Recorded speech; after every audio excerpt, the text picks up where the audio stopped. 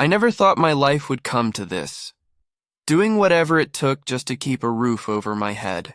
At 23, I had pictured myself chasing dreams, building something meaningful. Instead, I sat on the sagging couch of my tiny studio apartment, staring at a stack of overdue bills spread across the coffee table like a cruel reminder of everything slipping away. The rent notice was on. Top final warning. Written in bold red letters like it was shouting at me to fix things before it was too late. My stomach twisted as I checked my phone again. Still nothing. No replies to thousands of job applications I had sent. My savings were gone, and the few dollars left in my account couldn't even buy a loaf of bread. I felt like I was drowning. Rent due in 2 days, no job, no safety net. The city doesn't slow down for people like me. If you fall behind, it doesn't wait to lift you up. It swallows you whole. And lately it felt like I was already being pulled under. Mr. Alex, my landlord, had already left 2 voicemails. The second one didn't sound like a reminder. It was a warning. "You're running out of time," he said, his deep voice cold and final. "If I don't have the money by Friday, you're out." No exceptions. My chest tightened at the thought. I couldn't go back to my parents. They didn't have much themselves, and I couldn't bear to admit I had failed. There was no one else. I was cornered, completely alone. Then I heard footsteps in the hallway, slow, heavy. They stopped right outside me door. A knock followed, firm, sharp. I already knew who it was. Taking a shaky breath, I stood up and opened the door. There he was. Mr. Alex, tall, broad-shouldered, standing with the kind of posture that made it clear he was used to being in control. His suit was perfectly tailored. His gray hair slicked back neatly. He looked like someone who had everything under control, someone who never had to worry about bills or eviction notices. "Good evening, Daniel," he said, his voice calm but commanding. "May I come in?" I hesitated, glancing down the hallway as if someone might magically appear to rescue me. No one did, so I nodded and stepped aside. He walked in like he owned the place, his eyes sweeping across the room, taking in the mess, unwashed dishes, clothes spilling from the laundry basket. My face burned with embarrassment. He turned to me, expression unreadable. "I assume you know why I'm here." It swallowed hard. "Yeah, about the rent. I'm trying. I just need a little more time." He didn't blink. "Time isn't something I can give. This isn't a charity, Daniel. I've got other tenants waiting, tenants who pay on time." "I understand." I rushed out, my voice trembling. "But I swear I'll have it. I just need a few more days." His eyes stayed sharp, steady. "A few days won't matter if there's no money coming." The words hit like a punch. Tears burned at the corners of my eyes and I looked away, ashamed of how powerless I'd become. "I don't know what to do," I whispered. For a moment something shifted in his expression. His face softened, but only slightly. "Desperation can be dangerous," he said quietly, almost to himself. Then he stepped closer, his presence heavy in the room. "But sometimes," headed, his tone slower now, "desperation opens doors." I frowned, confused. "What do you mean?" Mr. Alex tilted his head, his gaze locked on mine. "I'm saying," he replied carefully, "there's more than one way to settle a debt." The air seemed to thicken, pressing down on the room. My heart raced, my throat suddenly dry. His words carried weight, and I couldn't tell if they were a warning, an offer, or both. I struggled to find my voice. "I'm not sure I understand," I said quietly, even though deep down I did. "You're a smart guy, Daniel," he said, voice low and measured. "I think you understand exactly what I mean." The wall suddenly felt too close, like the apartment itself was closing in on me. I stood frozen, pinned under his stare. I wanted to tell him to leave Toyel at him to get out, but reality held me silent. I was cornered and he knew it. "I can't," I started, but he cut me off. "You can," he said plainly. "And you will if you want to stay here." My knees weakened, and I grabbed the counter to steady myself. This couldn't be real. Things like this happened in movies or stories, not real life. But looking at him so calm and certain, I realized this was my reality. I need time to think, I said, my voice trembling. He nodded, the corners of his mouth lifting into a small, knowing smile. Take all the time you need, Daniel, but remember you're running out of it. With that, he turned and walked to the door. The sound of it closing behind him echoed in my ears like the end of something. I collapsed onto the couch, staring at the eviction notice still sitting on the table. Every instinct screamed at me to find another way to hold on to what little dignity I had left. But the weight of my situation pressed down harder than ever. What choice did I have? I stared blankly at the red-lettered notice, the words burning into my thoughts as the seconds ticked by. No one to call, no family to fall back on, no safety net. It was like the world had narrowed to just this room and I was trapped inside it. I tried to think of alternatives. Maybe I could reach out to an old friend for help, even though I hadn't spoken to most of them in months. Maybe I could sell more of my things. But what was left? A couch, a mattress, some dishes. Even if I sold everything, it wouldn't come close to covering what I owed. I had already pawned anything valuable weeks ago. I paced the room, my thoughts looping endlessly. Mr. Alex's offer, if you could even call it that, lingered like a shadow I couldn't shake. Every time I tried to push it away, the hopelessness of my situation pulled it right back. I hated that he had this power over me, that he knew I was desperate and was using it to his advantage. But hate didn't pay rent, and it didn't change the truth. By the time night fell, I felt drained. Not physically, but emotionally. The kind of exhaustion that leaves you hollow and numb. I sat at the edge of my bed, phone in hand, staring at the blank screen. A part of me still hoped for a message from someone, anyone with a solution. But the screen stayed dark. Finally, I couldn't take it anymore. I unlocked my phone and scrolled through Mr. Alex's old messages. At first, they were polite reminders, then firmer, and finally the cold ultimatum. My thumb hovered over his name. I told myself I just needed toe talk, that I wasn't agreeing to anything. Maybe I could negotiate. Maybe I could find another way out. But deep down, I knew he wasn't interested in compromise. He had already made that painfully clear. I took a shaky breath, tapped his name, and typed out a message. Can we talk? I stared at the words for what felt like forever before pressing send. My stomach twisted as the message showed delivered, and then the 3 dots appeared. He was typing. His reply came almost instantly. Come by my office tomorrow. I set the phone down and buried my face in my hands. The walls of my apartment seemed to press in tighter, wrapping me in assailance that was deafening. I climbed into bed, though sleep didn't come easily. When it finally did, my dreams were restless. Shadows and whispers I couldn't quite understand. I woke in a cold sweat, even more drained than before I'd closed my eyes. The next morning, I moved through my routine on autopilot, jeans and a plain shirt. I didn't want to think too much about what to wear. I kept repeating to myself that this was just a conversation. It didn't mean I was agreeing to anything. Still, as I stood in front of the mirror, fixing my hair for the 3rd time, the unease wouldn't leave me. Something deep in my gut told me this wasn't going to be just a talk. By the time I reached Mr. Alex's office, my nerves were stretched thin. The building was old. Brick walls, creaky wooden floors, dim lighting, and that constant smell of mildew. His office sat in the 2nd floor waiting. Each step up the narrow staircase felt heavier than the last, like I was climbing towards something I couldn't avoid.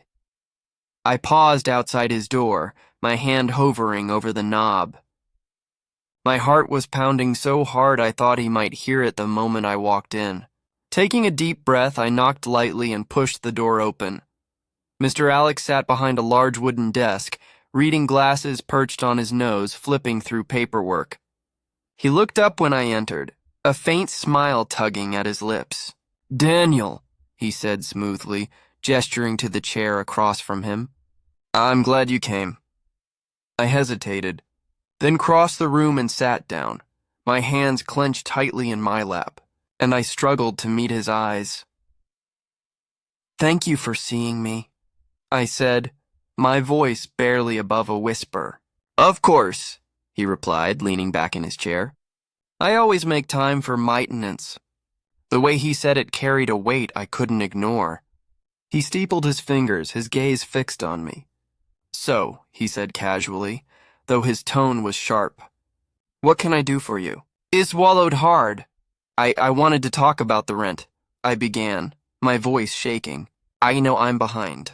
I know you've been patient, but patience has limits, have finished for me. You understand that, don't you? I nodded, unable to speak. I leaned forward slightly, never breaking eye contact. I gave you an option, Daniel, he said slowly. And I think Weboth know why you're here. Heat rosetto my face, and I looked down, unable to hold his gaze. I don't know if I can go through with it, I admitted, my voice trembling.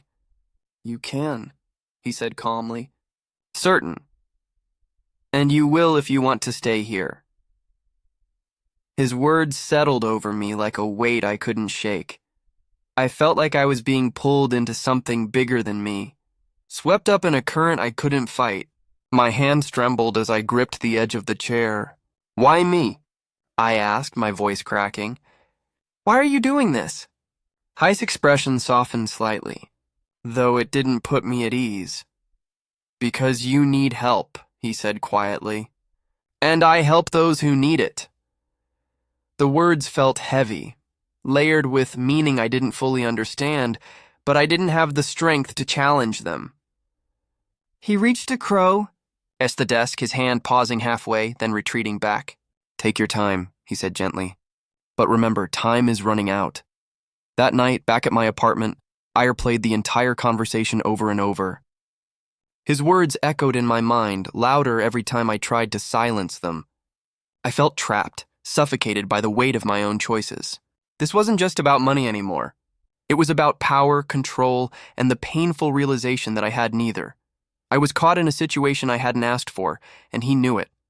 The idea of giving in made me feel sick, but the alternative felt just as bleak. Lying in bed, staring at the cracks in the ceiling, I tried to tell myself I still had a choice, that I could find another way. But deep down, I knew the truth. I was out of options, and deep down, I already sensed what was coming. The next day arrived too soon. I'd barely slept, the weight of my decision pressing on me like a suffocating blanket. My apartment was painfully quiet. Every creak of the floor, every hum from the fridge felt louder, heavier, as if reminding me how empty everything had become. I couldn't eat. I couldn't focus. Even my usual escapes, books, music, daydreams failed me. My mind was fixed on one thing, the meeting I had agreed to with Mr. Alex. I kept telling myself there was still time to back out, that maybe I could find a different way, call someone, get help. But every time I tried to think logically, reality slammed back like a door in my face. My phone kept buzzing, reminders, overdue bills, payment alerts. The eviction notice taped to my fridge stared at me like it was daring me to fight back. But I had nothing left to fight with. No job, no backup plan, no one to call. As the hours ticked by, I found myself in front of the mirror, staring at a version of myself I barely recognized. My hands shook as I brushed my hair, my thoughts spiraling. How did I even get there? I chose something simple to wear, plain, clean, unassuming. I wasn't trying to impress anyone. This wasn't about appearances. It was survival. By the time I reached his building, Thiessen was starting to set, casting Thessaly in a soft golden glow. It was beautiful. Quiet halls, polished floors, modern fixtures, everything my apartment wasn't. I felt out of place, like I didn't belong. The elevator ride felt endless. Muted classical music drifted overhead, but it only made the knot in my stomach worse. At his door, I hesitated. My hand hovered over the doorbell. My heart pounded so hard I could barely breathe. I had told myself I was prepared for this moment, or at least I thought I was. Yet part of me still wanted to turn and run, go home, figure out something, anything else. But what waited back there? A cold apartment. An eviction notice. Nothing. So I pressed the doorbell. The sound echoed down the hall. Almost instantly, the door opened. Mr. Alex stood there in a crisp white shirt, sleeves rolled to his elbows. Heist's expression was calm, a small polite smile forming as he stepped aside.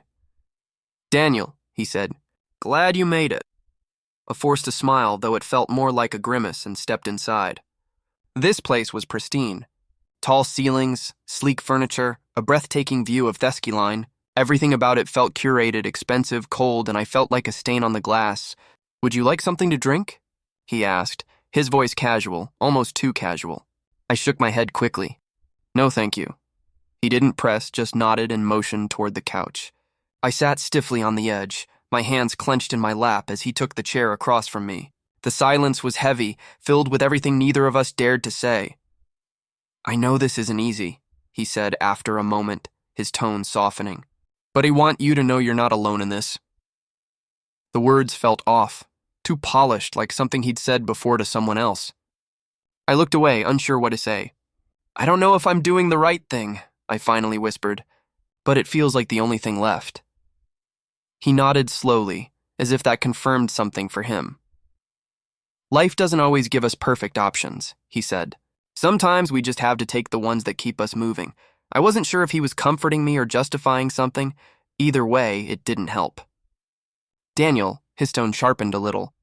"Look at me." Reluctantly, I raised my eyes. Hei's expression was unreadable.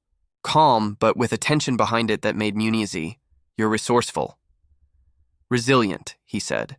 "That's what I see. Someone trying to survive, and there's nothing weak about that." I wanted to tell him this wasn't survival. It felt like surrender, but the words wouldn't come. He stood and crossed the room slowly, settling beside me on the couch. His closeness made my pulse quicken. "Just breathe," he said quietly. "You're here now. You don't have to carry it all alone." His hand brushed my shoulder lightly. I froze, my whole body tense, torn between the instinct to run and the fear of what would happen if I did. "This doesn't have to be difficult," he said, but it was. Everything in me screamed to leave to get out, but I stayed, not because I wanted to, but because I felt like I had nowhere else to go. As he leaned closer, the air between us heavy with uncertainty, I closed my eyes. I tried to disappear, to detach from the moment, from the fear, from the desperation. And in that silence, I finally understood. This wasn't about choices anymore. It was about consequences.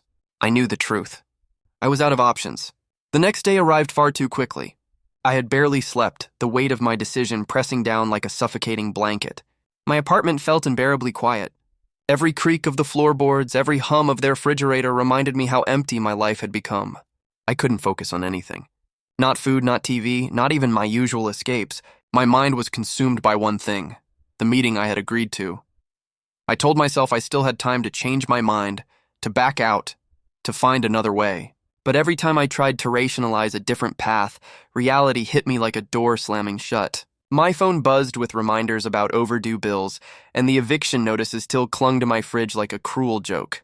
The only thing standing between me and the street was a choice I didn't want to make. As the clock ticked toward evening, I found myself standing in front of the mirror, trying to make sense of the reflection staring back at me. My hands trembled as I brushed my hair, my mind spinning with doubts.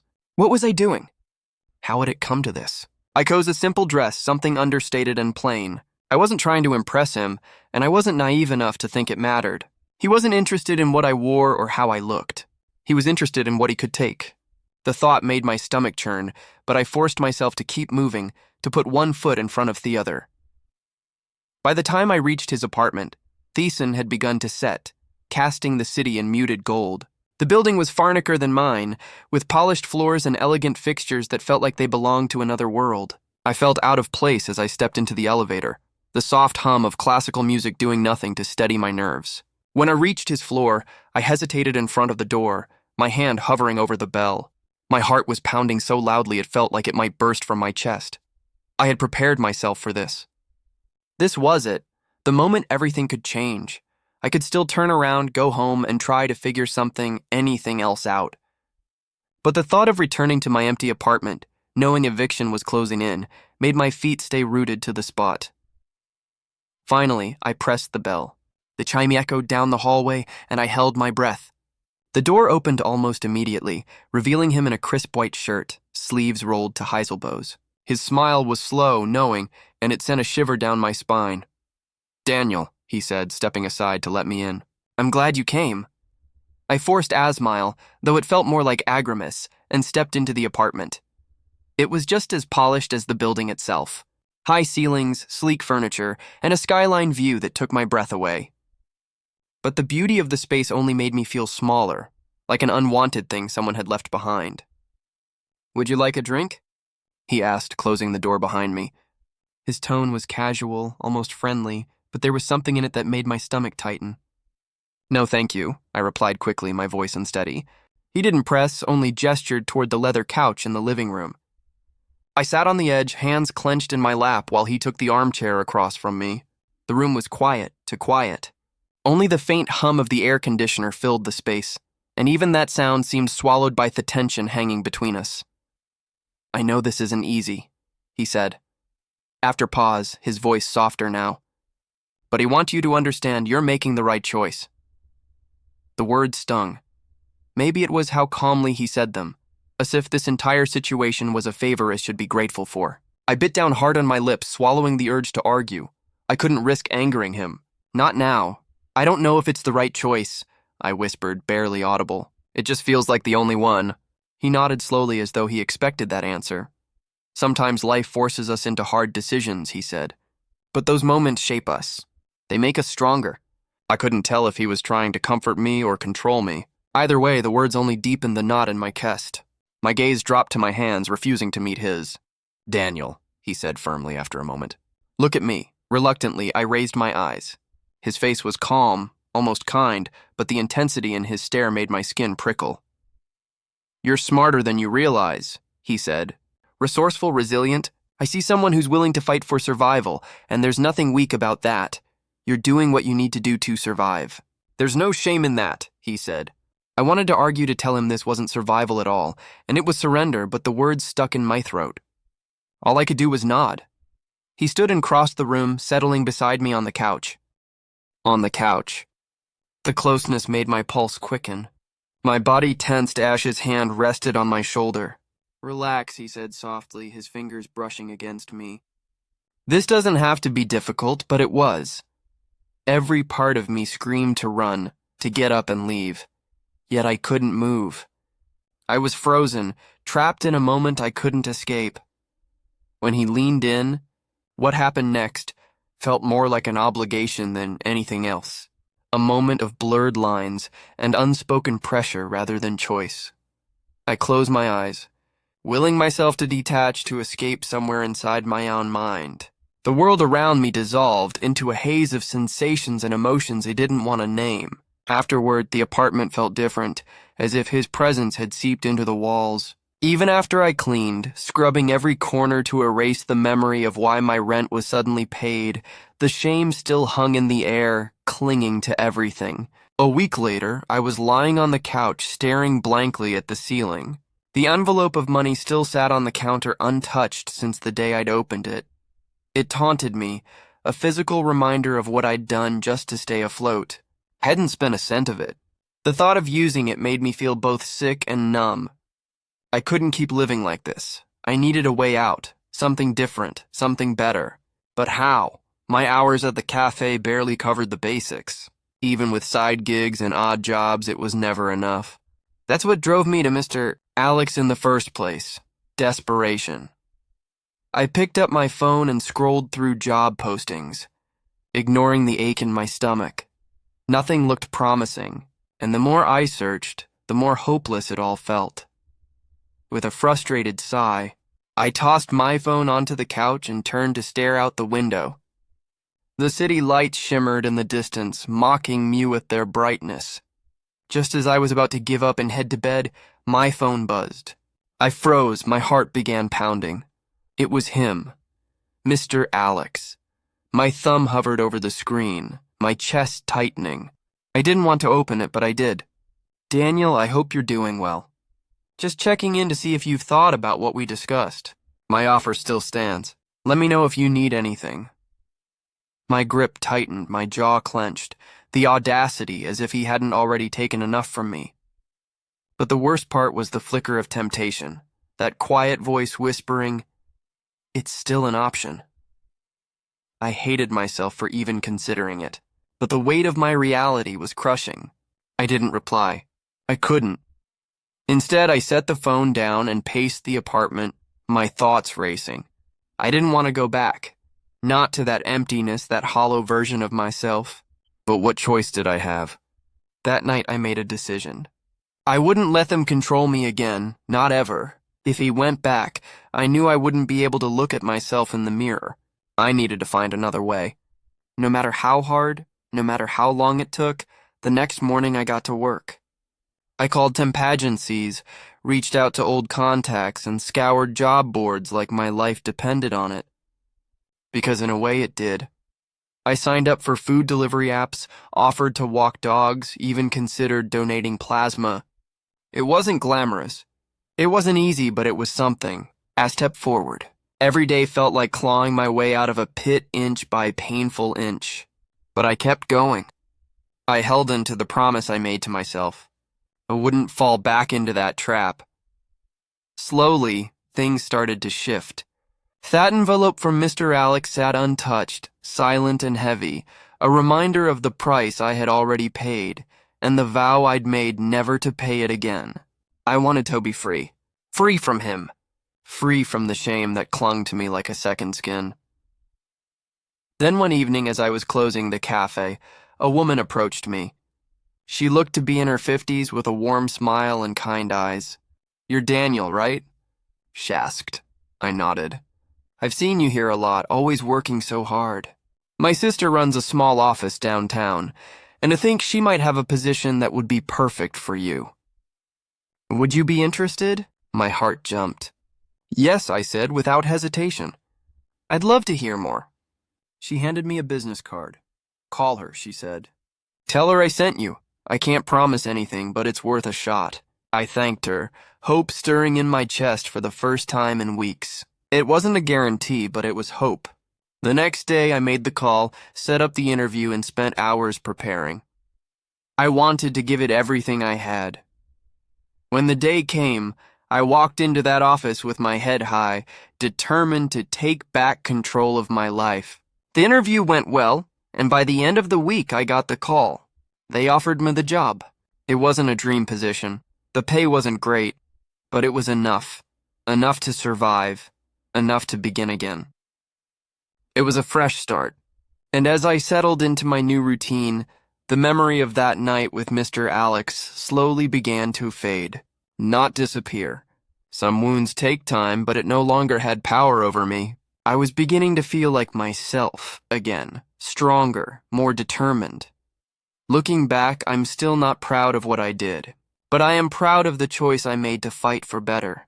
But I understand it now. Desperation can push people right to the edge, and survival, it sometimes comes at a cost. Still, through all of it, I realized something I never believed before. I was capable of more, stronger than I thought, and in the end, I didn't need anyone else to rescue me. I saved myself, and that was a victory worth holding on to.